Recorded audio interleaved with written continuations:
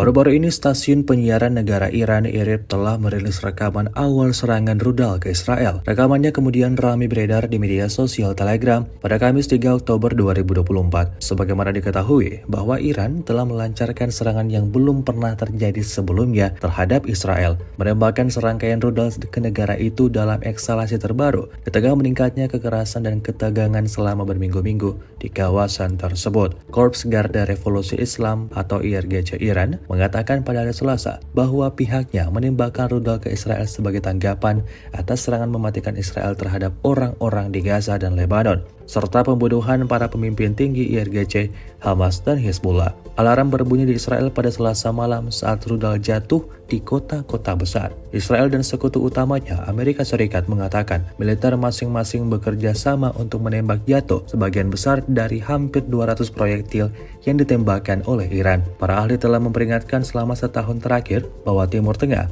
berada di ambang perang regional di tengah perang Israel di jalur Gaza yang telah menewaskan lebih dari 41.000 warga Palestina sejak Oktober 2023.